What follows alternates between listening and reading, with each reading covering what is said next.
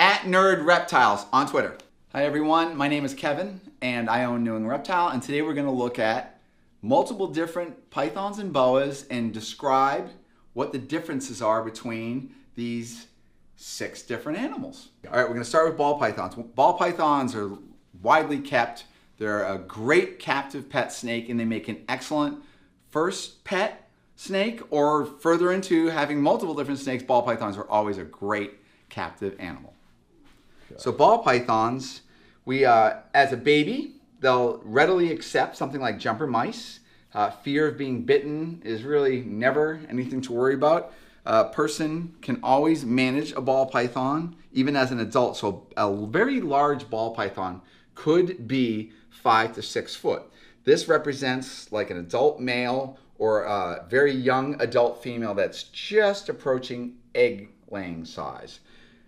When you handle something like this, they're very, very placid, very easy to deal with. A bite from an animal like this is insignificant, to say the least. And this is just a wonderful pet. There's really nothing to worry about. I can't say a single negative thing about keeping them as pets. They're very easy to manage. Their care requirements, their caging, everything is quite reasonable. Everything you could go and buy in a pet store. All right, the next one we're going to look at would be Boa Constrictor. So generally what we're seeing in pet stores and common in the pet hobby are Colombian boas. Now, I'm not talking about mutations, but this right here is a typical year-old size boa that's eating well. An animal like this now, they are a bit dimorphic. When I say that, I mean that males are smaller growing than females in both length and girth. But boa constrictors, realistic sizes for males could be 6 to 8 foot. Females could 7 to 11 foot. And 11 foot or any boa over 9 foot is actually, it's not common, and it's a real good indicator that somebody's kept that animal and kept it well, and it's taken years and years to get that big. Boa constrictors, once again, as babies, they'll readily accept jumper mice. Care is quite straightforward, very similar in many ways to a ball python, but they are larger growing, more heavy-bodied, and you always want to consider how big they could get. So will you be able to always manage that animal? Another thing to consider too, if I take a boa like this, and let's say I were to buy a female, and I fed her heavily for years, and I kept her optimal care, beautiful setup, and I fed her heavily, I might get this animal to be 7 foot or better. But that's actually with work. So they don't just magically grow. I don't just throw in a rodent once a week and then the animal, 2 years, 3 years down the line, it's suddenly large. It's not like that. But boa constrictors make great pets. But when they do get large, so anything over 6 or 7 foot, a bite from a boa could definitely, it would be like a lacerating, but not like it's all superficial. It's a superficial injury, but the bite can hurt. They have large teeth, and basically there are things to consider. So if you're just, it's nothing you would want to have a little kid play with, a 6 or 7 foot boa that doesn't have a lot of experience. And I'm talking little kid, whatever that age group could be. I'm not a parent, so I don't know. But it's not something you want to leave a little child to contend with. Things like corn snakes, king snakes, ball pythons, and such are better animals. All right, so now we're going to look at something a little bit more unusual, and this happens to be a blood python. Or we could also look at things like a Borneo short-tailed python. But blood pythons are a short, very stout, large-bodied animal. These would not normally be kept by somebody as their first pet. There's a little bit more involved with the care and the psychology of blood python. But blood pythons, a very large blood python, a Malaysian blood python, might be at large. I mean, a 6-footer would be giant. And their typical sizes are generally in the 4-foot area. 4 to 5 foot would be more typical.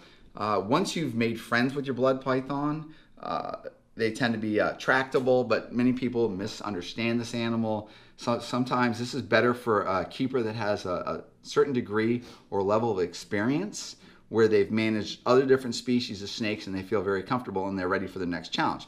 Blood pythons, you do require a little bit more care as far as husbandry, as far as humidity, the frequency of feeding. You can very easily overfeed these. They have a very efficient and very slow metabolism, so the food that's taken in is often managed as growth and weight of the animal, so it's very easy to make these guys obese. A bite from the blood python is, even as a large blood python, is still superficial, and I would not worry about a blood python overpowering its keeper, but it's always good to get, captive bred blood pythons, because we want animals that are more likely to be tractable. Wild-caught blood pythons can be a handful, and I do not recommend them for any keeper unless it's somebody that's really experienced, because the husbandry parameters of wild-caught blood pythons are very, very specific, and it's definitely not good for a newbie or even a moderate level keeper. Now we're going to look at Burmese pythons. Now we're entering pythons that grow larger. So Burmese pythons have the capacity to grow quite large, and I do mean quite large, meaning 12 foot and beyond is fairly reasonable to attain. As young animals, they'll readily take adult mice, and when they're first born and when they're first learning what people are, they tend to be a little bit snippy and a little bit untrusting. The way this animal is tensing up, the camera is actually making the snake a little bit worried, but the snake is still well behaved. What we need to note about Burmese pythons: they're fast growing, so they're always going to want to eat, and they're going to utilize the food that they're eating for growth. And so it is possible that I could take a baby Burmese python, so I could start with something that's maybe 24 inches, and in a few years, maybe 2 years, if I fed it really well, I might actually end up with an animal that could be anywhere from 20 pounds to 36 pounds. And that's within 2 years. So if I really fed it heavily, I could get, in the first year, it is reasonable to expect, with a lot of feeding, I could actually get that animal 6 foot or better. So if I'm really feeding it a lot, easily lengths of 6 foot or greater. And if I was really working on trying to manage that animal, make it big, I could get a baby animal to maybe a size of 8 to 10 foot if it was a female. They are largely also dimorphic, so the females are going to normally grow larger than the male, but I actually have had large males. As they get older, the sizes kind of even out. But female Burmese pythons have a great size potential, and you want to consider this. So once a Burmese python gets 6 to 8 foot, their bite is still superficial, but they also have a lot of strength behind that, and since they love to eat, they sometimes could mistake you as food. So you always want to make sure you're appreciating and you're basically thinking of the animal for what it is, and you're appreciating her for what the animal has the potential to be. So if you want to manage a snake and keep it small, Burmese python is not the snake for you. And as a Burmese python grows, you want to consider maybe sizes of, I would say, 8 foot or greater. When you're handling your snake, just being responsible, and maybe you're not really on point or you don't know as much as you could, you want to always have somebody around you, maybe when you're cleaning your snake, when you're feeding your snake. You just want to consider this. I'm being maybe a little bit cautious because it's very hard for me to gauge what your level of keeping is and how people keep animals. What might be simple to me is easily overlooked by what I think somebody can do compared to what other people can do. So Burmese pythons have the size potential to grow large. They have the size potential to be a danger, and they're going to eat larger food, they're going to grow, and they're always going to grow their continued life. So you want to consider that this is not the snake. If you want to have a snake that's 6 foot or smaller, if a snake that I can easily limit its growth, this is not the snake. Now we're going to look at something that you don't see too often, and this is a green anaconda. So this green anaconda is a little nervous because I pulled it out of its moss container. Okay, green anacondas. Well, most people think, oh, anacondas get huge. Well, anacondas in the wild potentially can get huge. They live in a watery environment. That watery environment also handles a lot of their girth and their size. So in captivity, they're not as large growing unless we put a great deal of effort. They also are dimorphic, meaning the males are much smaller growing. So a typical male size, and it may start out at 24, 28 inches, but a male is often, as an adult, could be anywhere from 7 to 9 foot, whereas a female will grow larger than 10 foot. They are reasonably slow growing. So if I was going to want a green anaconda and I only wanted a snake that might only get 8, 9 foot, I would go for a male green anaconda. If I wanted something that was going to grow large, I'd go for a female green anaconda. And there's a couple parameters we want to think about when we keep green anacondas. These are definitely not for newbies because their husbandry is a little bit more exacting. So you need to manage, they like to soak in a water vessel. You don't want their cage dank and wet and overly humid, because that could also get bacterial and fungal infections. Green anacondas, once they understand what what your life is in captivity and whatever, basically they can be tractable animals, but they can also be temperamental until you understand them. All of our anacondas are captive born, and basically all the green anacondas that we can get here in the United States are all captive bred now. So there's not a lot of captive bred anacondas, but captive bred anacondas end up being better captives than what we're used to with originally wild caught animals. The animal's not biting me. This is a wonderfully healthy animal. But this is an animal that is definitely not for the newbie, and this is an animal that will grow larger. They certainly appreciate water, or at least a large water bowl in their lives. Even my adults, I keep them on generally on a newspaper, and I include water dishes and sometimes water vessels. If I give them a very large water vessel, they will go into the water vessel and they'll often flood the cage. So you want to consider all these different things. But my breeding green anacondas are usually 12 foot and smaller. So if you think that you're going to get a green anaconda and then 5 years it's going to be 15 foot, that's going to be a misnomer. That's not going to be the way it is. For you to make a green anaconda large, especially a female green anaconda, you're going to have to dedicate 5-10 years of keeping it and keeping it well to get that animal over 10 foot. So you just want to consider these things. Green anacondas are definitely interesting, very interesting pets. They're very rewarding, but definitely not a good beginner, larger type snake to consider. Whereas I would consider something like a boa constrictor, blood pythons, things like carpet pythons, animals like that maybe don't grow as large and easier to manage. So this is reticulated python. This is a remarkable species. They're definitely highly intelligent. They're definitely demanding. It's not a good newbie snake.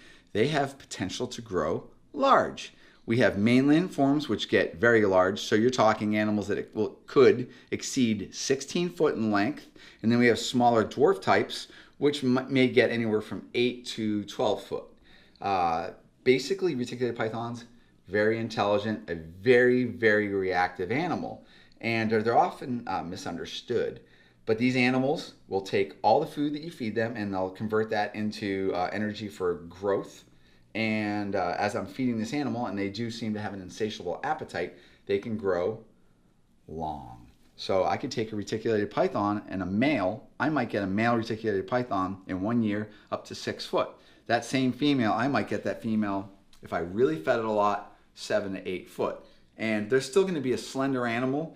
Reticulated pythons have pretty substantial teeth. So a baby reticulated python bite will definitely make you bleed. It's still a superficial bite, but once these animals get to be 7 or 8 foot, you need to consider their teeth, and you also need to consider the size potential. You just want to make sure if you're going to keep an animal like this, you always appreciate the fact that this animal will grow.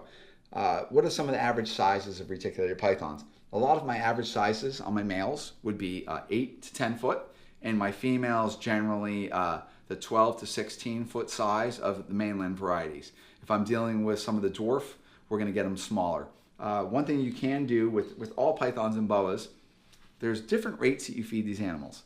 So if I were to feed the animal frequently, multiple times a week, I would achieve maximum size potential, which means all the energy I'm putting into them, they're going to quickly grow. So long term, their size potential is always going to be optimal. If I want to slow down the growth rate and consider the size of the enclosures that I have and what my size expectations of the animal were, I might pull back on the feeding, smaller meals, less frequently, and then I can start managing into some degree the size of the animal. You do not want to starve the animal, because what happens is if you literally try to starve the animal, every time you enter the snake's cage, the snake is going to think it's a feeding opportunity, and sometimes it's going to go for your hand, and it might think hands are what's for dinner, and we're trying not to do that, because the whole point is we want to interact with these animals. We want to interact with their brains. Animals like this, when they're thinking and they're used to you and there's no fear in this animal, this is a remarkable animal. It's a very rewarding experience keeping an animal like this. But for me to not consider as a keeper what it could grow to, so if I start this animal in a 20 long fish tank and I think for the next year of its life it will always stay in a 20 long fish tank, that is an unreasonable expectation. It is important for us to study and learn the the species of animal that we're going to basically choose to keep as our next pet, and learn some of it. So when you are actually buying these animals, your expectations meet what this animal is capable of doing. And do not underestimate what these animals are about. But there's a lot of myths with a lot of different animals. Many people think reticulated pythons are savages and Burmese pythons are friendly, when in fact, both a reticulated python or Burmese python could both be remarkable, tractable, docile captives. All right, wrapping up, we've basically looked at all these different species of pythons or boas, basically starting with the easiest to keep would be the ball python, and then we'd move into the boa constrictor, and then we'd have maybe Burmese pythons, reticulated pythons, blood pythons, and then green anacondas. So basically, when you consider any of these as your next pet, you want to consider the source, where you're getting it from. So you always try to get captive bred whenever possible. And actually, many of these animals, you can only get captive bred. But captive bred is an excellent way to go because you're going to be free of parasites. You're going to have good feeding. You're going to have, your expectations are probably going to meet that wonderful pet that you're looking for. So it's important that you research your animal.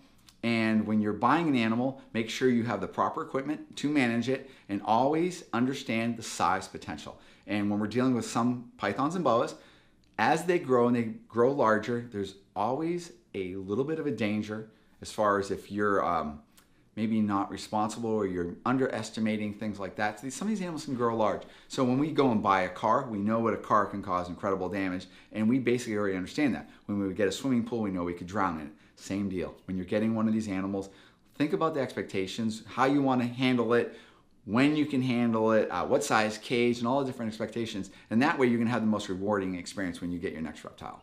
Don't forget to subscribe, like our videos, hit the notification bell, join our Discord. Please, as always, comment. We'd love to hear other video ideas that you're interested in, because we're now starting to do all of our care videos, and so we're going to start trying to get these little short videos, but we really do appreciate the attention that we're getting and your involvement and letting us know what you like. That way it's going to, hopefully we're going to actually be able to create some videos that are going to give good, solid advice so we can better care for our animals.